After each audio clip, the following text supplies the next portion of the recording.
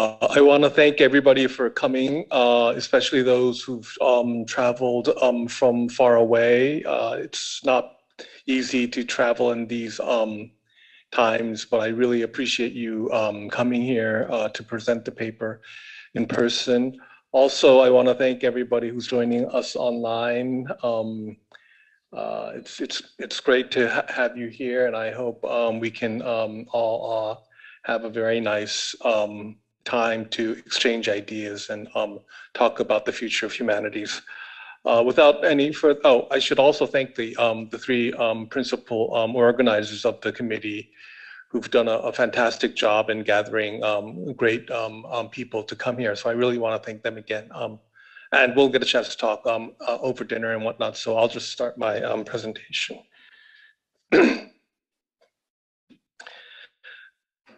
So this is basically what I'm going to talk about. The question itself, what is New Korean Humanities? And then I'll give a little bit of background about why I came to think about this project. And then try to contrast it because it's supposedly new, so it should be contrasted to the existing humanities. And then I'll say a little bit more about what I'm thinking when I say New Korean Humanities, try to give an explanation of the core ideas, and then maybe some examples that we've actually done in this kind of area. And then I'll end with some thoughts about how we should proceed. So when I first introduced this term, when I started as dean, a lot of people, including myself, were unclear about what this meant. I mean, what is new, what is Korean, and how does this relate to the humanities? So in what sense of new, and then in what sense of Korean? Is there Koreanness is also a fundamental issue, right? So, and even if there is Koreanness, how does it relate to the humanities? Is there a close link? So the challenge that I faced from myself and others was, okay, so you brought this up, this new term, and you're trying to do something new, but what is it? So this is sort of the vestiges of my struggles in trying to get clear about what I mean as well. So let's see how well I do. So to provide a little bit of background, being a philosopher, agony comes very easy, and it takes many forms, but the first type is sort of this kind of ontological agony where you're questioning what is it you're doing at all, right? So, and in a way, these worries and these reflections seem to be rather timely because as I will say a little bit more, the kind of context in which the humanities is being done here in Korea and in the world overall, I think, faces many challenges. So as I started out as dean, I began thinking about what are we doing here in terms of research and teaching? Is what we're doing really useful? Is it pertinent? Is it something that we should continue doing? And another issue is what are we striving towards? Like, what do we want to do? What is our goals?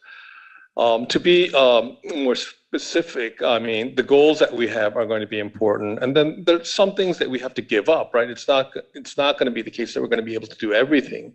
So what are we going to give up? And then how are we going to go about doing what we're going to do? So what kind of steps are we going to take are some of the issues? And basically, these are all questions about who we are as humanists, who we are as members of the College of Humanities, who we are as members of this broad community that comprises the humanities. So maybe a little bit more background. So I'm sure many of us here experience this. There's sort of a crisis in the value of the humanities. I heard that in some colleges, say the University of Florida, you have to pay more tuition if you get a degree in the humanities, while you pay lesser tuition if you get one in engineering. So they're actually taxing students in the humanities to pay more. I guess because the thought is that it's not contributing as much to the overall society as engineering. So that's a type of crisis. The same thing is happening here in Korea as well. A lot of the positions are being drastically reduced, and this overall tendency to stress the practical sciences is really wreaking havoc on our future generation of scholars. But on the other hand, it's a kind of a very paradoxical situation, because there's a lot of interest and demand about what is Korea, what's going on in Korea, what are people thinking, what are people valuing, how should we understand the products that are coming out of this society. And as many will talk about, I think soon, the K phenomena is also going to be an issue that needs that it demands a lot of interest, and people are expressing their various demands about, like, we want to understand this, but how are we going to explain this? So that's part of the background. So all of these issues raise the question of is there a Koreanness? And I've also, when I go to these meetings at the university, I always feel that many people think that the humanities are way behind and compared to the sciences and the various technological disciplines. But I'm wondering, is it really the case that we're so behind, and do we deserve this kind of attitude of taking the humanities or the social sciences not as being productive, or not as much contributing to the world around us? So this is some of the stuff that I was worrying about when I started thinking about this issue. And another facet of the sort of background is that Korea, as you all well know, has experienced a very compressed socioeconomic development. The story of rags to riches is now very familiar, and our GDP in '62 was lower than Haiti, Ethiopia, or Yemen. So if you think about that, the place that we are compared to, say, 50, 60 years ago is just astonishing. And given this kind of rapid, compressed socioeconomic development, there's a renewed interest, I think, in matters that are not economical or not practical. And I think values, culture, and the inner life, and maybe the first person perspective, all of these issues are reemerging again. And we're wondering, we've achieved this kind of economic development, so where do we go from here? I think these issues are coming to the fore in a very kind of pressing way, and this is another reason why we need to look at the humanities once again and the role in Korea. So, and the question is what we've been doing up to this point, will that work, or do we need a sort of a new beginning, or sort of a new approach? So, trying to sort of contrast the new Korean humanities to the old or the extant humanities, let me just say a brief words about how I'm thinking about the contrast. So I think up to now, the humanities in general, this is very broad, and when you say things that are so broad, it's very they're generalizations that don't do justice to the various contours of the details. But if you allow me, I think the humanities in general, from my perspective, especially recently in the last 100 years or so, sort of lacked the appreciation of the universality and objectivity that I think is core to the humanities. And this is linked with the misunderstanding of the local or subjective character of the humanities. And I hope in my talk this will be a little more clear as we go ahead. And there's also, I think, a misrepresentation of what is local as being universal as well. So these are all some abstract features that I feel were problematic to how the humanities were practiced in the last 100 years or so. And I think these are aspects that we should revisit and think through to see whether there are better ways to go forward. And I'll say more about what I think are the ways that I want to propose. Korean humanities, I think, is problematic in the following sense. There's a very strong sort of emphasis on tradition, despite the fact that the tradition itself is very short in some sense, in certain aspects. And this sort of very strong emphasis on tradition led to the lack of sensitivity and perceptiveness to the challenges and demands that are emerging right now. So I think that's one issue. And as I just mentioned, this is related to the stagnant following of trends that were set about 70 years ago after, say, the end of the Japanese occupation, when the university system was starting to when it started being set up. And we think of this as very strong traditions, but I mean, it's just been 70 years, and there's this kind of stagnant following of these traditions that I think that has hindered the Korean humanities. Also, this is more pertinent to the idea of Hangukak, or Korean studies, but there's a very narrow, I think, understanding of what Hangukak is, or what Korean studies is, which is also, I think, has been confining in many respects. So with that in mind, I'm proposing that we leave that back in mind and then leave that back and then move forward into this, what we might think is a new field. But before I say anything more, I want to say what the new Korean humanities is not, just to make things clear. So am I trying to propose new areas of research or teaching distinct from the existing humanities? No. It's not new 신한국학 either, right? So I'm not trying to propose a kind of humanities focusing on Korean studies. Oh, I should say that philosophers don't usually have pictures in their presentations. So the only pictures you'll get are these X's.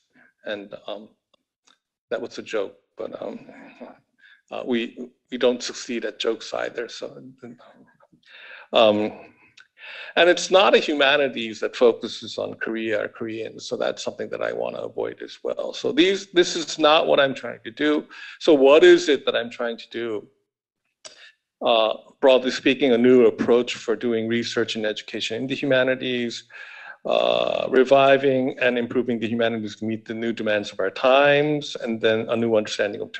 But this is, I mean, I think you're thinking like, so that I knew already because you put the word new in it, so this has no content. So now my challenge is to provide some more content. So here's some key ideas, and I think this is going to be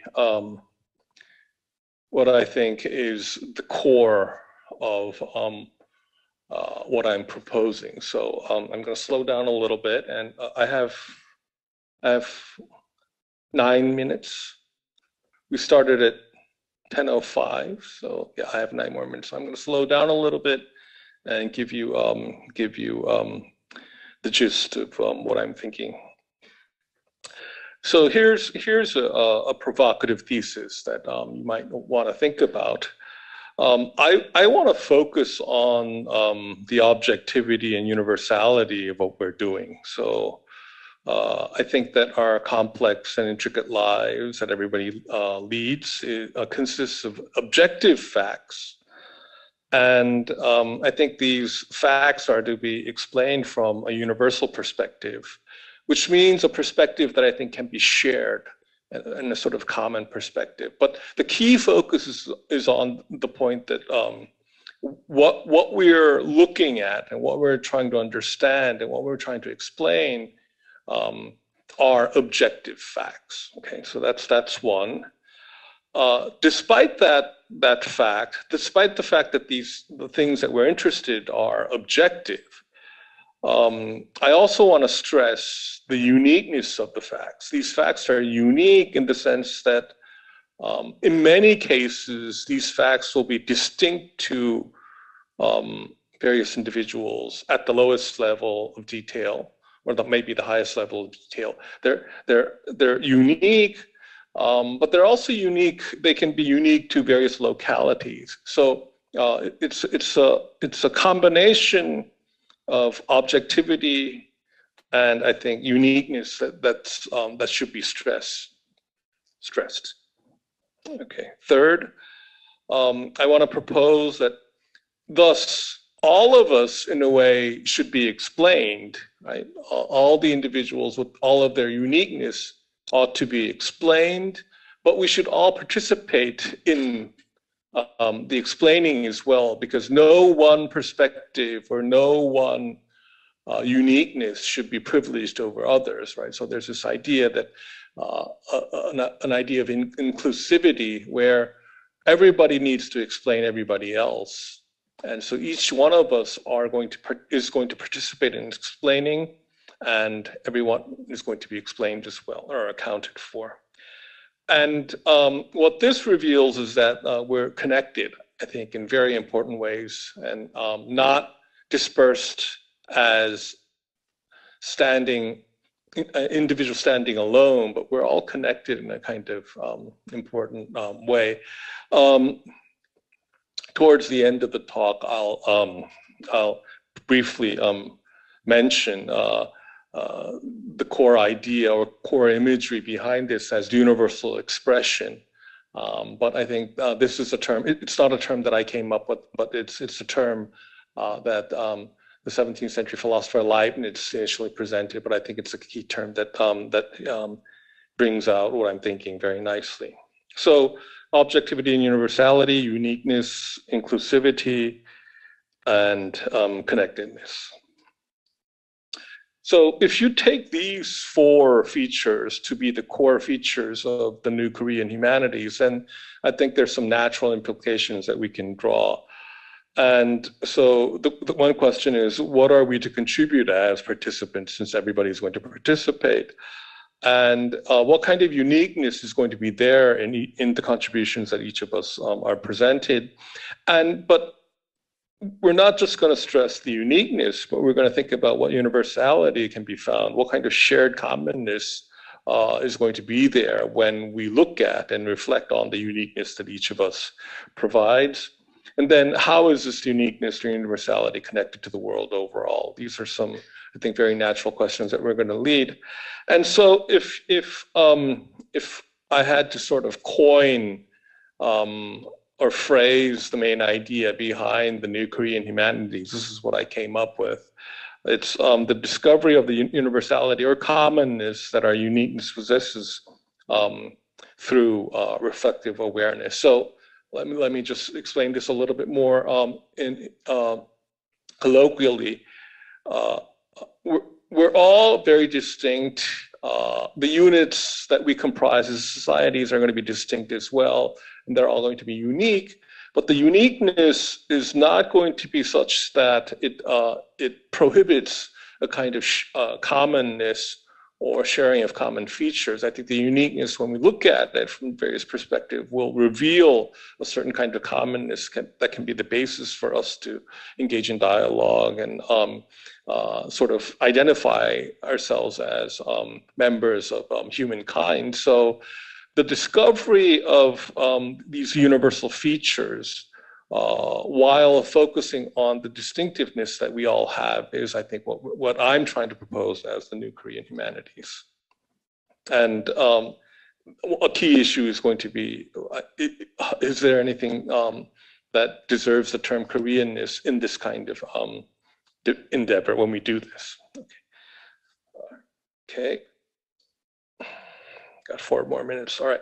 Implications, some other implications. So Korean studies traditionally thought of I think doesn't have to be narrowly confined. I think it can be much broadly construed. Existing barriers between disciplines, majors, and departments also can be very confining. So I think we need to loosen these as well. And one way to think about this is that if you think about the geographical location of Korea, it's at the crossroads of East and West, and I think this is fairly significant in many ways. And not only are we geographically the crossroads of the East and West, but we're also sort of an intellectual or cultural crossroads where the traditions of the East and the traditions of the West, the intellectual traditions are also converging, but we also have the convergence of the past and the present here and the future in a very interesting way as well. Confucian values still play a very large part in our daily lives, but we also have the Buddhist influence, the Western sort of new modern emphasis on individualism and freedom and equality. All of these components come in, and this is what sort of makes up the crucible that is Korea, right? So I think this is also a very important feature that we should think about as we go forward. So in this respect, I'm not trying to define Koreanness, but I think I'm saying that there is something to think about when we think about doing humanities here in Korea, because I think Korea is a unique mirror of the world, both spatially and temporally. Okay, so what are we doing? So based on this kind of somewhat vague approach, the last 2 years, I think we've been doing we've been engaged in activities, I think, that fit into this model. And so I want to introduce some examples, and then I'll wrap up the talk. So these are some of the themes that we, these are some of the themes that we engaged in. We made a database of all the research interests of the humanities faculty, and we came up with 16, 17, well, eventually you came up with 16 or 17, but before, this is sort of the list, the preliminary list of the common interests that the faculty members had. And if you look at them, these interests emerge naturally, that they're very pressing issues for Koreans, right? So colonialism and post-colonialism, but they're also issues that global citizens face together as well. So, and the issues are not going to be confined to a department or a discipline or a major, but it crosses many disciplines, and so there's this kind of interdisciplinary character as well. But there's also, and it has a sort of kind of a local feature, but it also has global implications. So this is what we've been doing over the last 2 years, and I hope these colloquia can continue.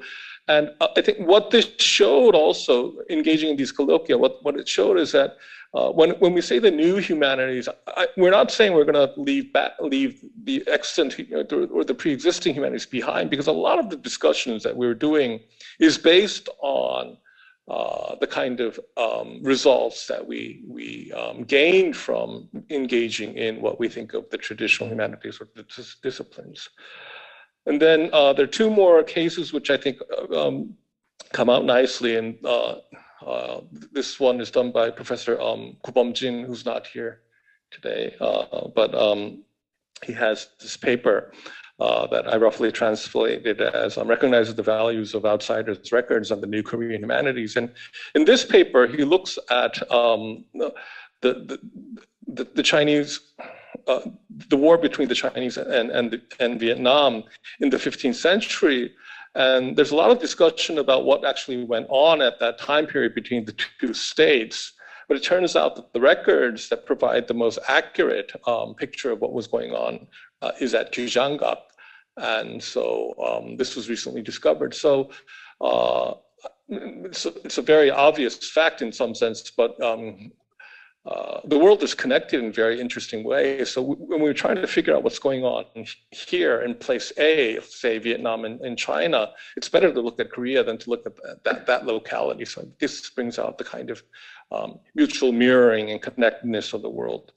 And and Professor Park is, I think, here in the back. I think he's still doing some research instead of listening to my talk. But given this proficiency in research, he's able to show how Korean linguistics, when you consider certain kind of syntactical features, can really contribute to the global discussion with regard to these issues, and how the contributions can go in the other direction as well, how considerations about global linguistics can help shed light on what's going on in Korea. So those are 2 examples. So I should wrap up. I'll skip that. All right, so what is the future? I think, I don't know how soon we'll be able to do this, but I think eventually we'll reach a paradigm about understanding what's going on here in this peninsula, and maybe in a broader scope as well. But so it'll help us understand what's going on here, including reflections on the past. And I think this might perhaps provide a model for those who are moving through a similar trajectory, right? So it doesn't have to be Korea, but it can be anywhere. But say Southeast Asia or other localities where they haven't been part of, say, the traditional sort of G2 powers, right? But more sort of on the fringes of these huge powers. What did we go through? What are we going through? And how can these experiences contribute to the global understanding of what humanity is? I think we should also pursue the question of whether there is a Koreanness. If there is, what is it? If not, then let's give it up and not worry about it anymore. And all of this, I think, can help provide a renewed basis for a common understanding. So. I stress uniqueness, but I want the uniqueness to help us go forward in discovering a commonness and shared sort of sharing core values and features that will be the bedrock for us to move into the future. And this is why I brought up the term universal expression. So, and then more practically, I think we can move toward a new, distinct, liberalized education to come in the future, and perhaps also engage in building an undergraduate Korean studies program here at SNU. So that's it. Thank you.